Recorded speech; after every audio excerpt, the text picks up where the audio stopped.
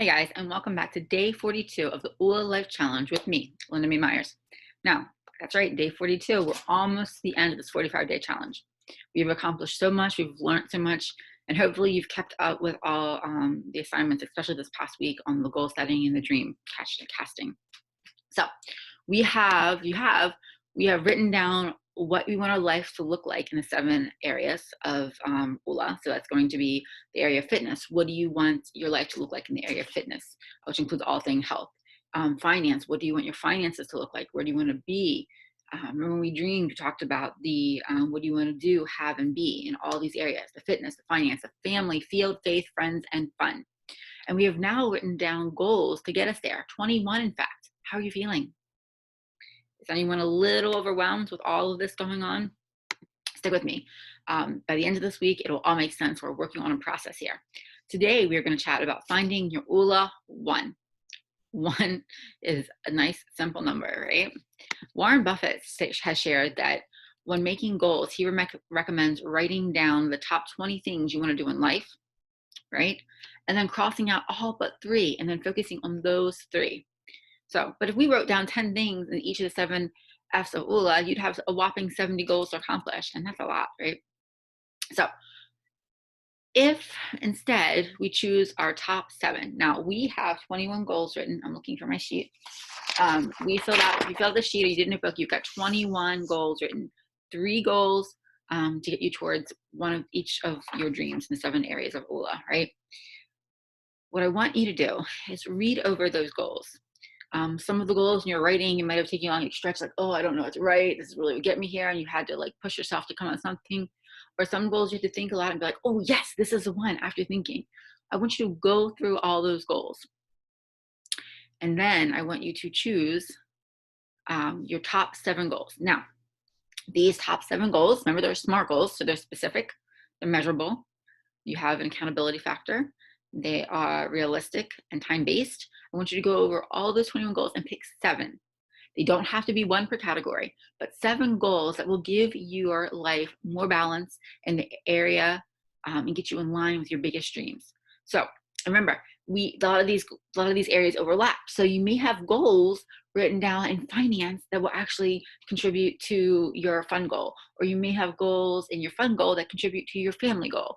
All right, but scan through those. Pick out the top 7 goals that you wrote out in your 21 list and see if you find a theme.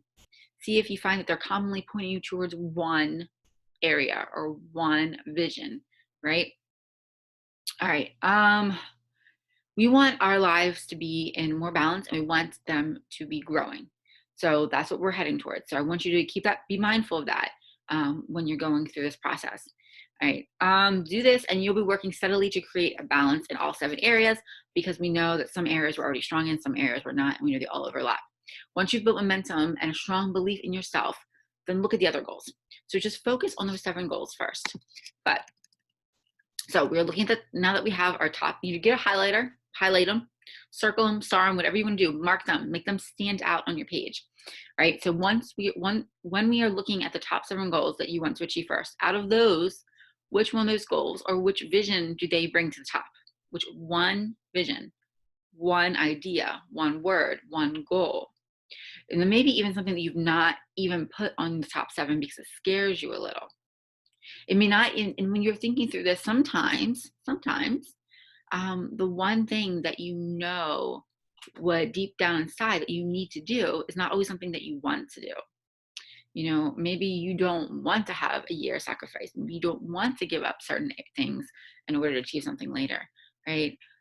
Maybe it's something that you've kind of swept under the rug with family or friends or even finances. Or maybe it's something that you want to do, but you're scared to do it in the realm of like fun, right? But it's going to be something that deep down inside you know you need to focus on, or you know you really want to focus on, either way. So it could be finding a higher paid job. It could be finishing your MBA. It could be losing weight. It could be confronting an addiction. It could be getting out of debt, because sometimes that's overwhelming. So what is your Oola One? When you look at all your goals and you highlight the 7 that you're going to focus on, what is the one that comes out to you? What's the one thing that is your motivation? So maybe your 7 goals are different areas, and maybe they're not all completely related, but maybe the motivation for them is related. All right. So you're going to find your Oola One. I created a mini poster for you to print out, and you can write your Oola One on it. And you can post it in your office, in your bedroom, in your bathroom mirror, on your fridge, someplace you're going to see it, because that's your motivation. That's going to be what's going to keep your head in the game as you do this. All right. So, but hold on to all those goals, because we still have plans for them, especially the 7 that you highlighted. So just recap, today's assignment is you're going to decide what your Oola One goal is and share it with me. I've also created a mini poster. You can print that out, or you can make one of your own. Doesn't matter. You can write it on an index card, post it anywhere, but have it someplace. You can make it a screensaver.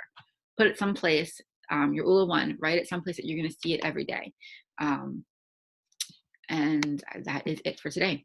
So if you haven't finished your 21 goals, I encourage you to do that first before you go through this, because you can't highlight your top 7 unless you have all of them right now. So 7 goals. Make sure you have all your 21s written before you select your 7 goals, and identify your Oola One. Now, your Oola One may not be one of those little goals. It could be a big goal.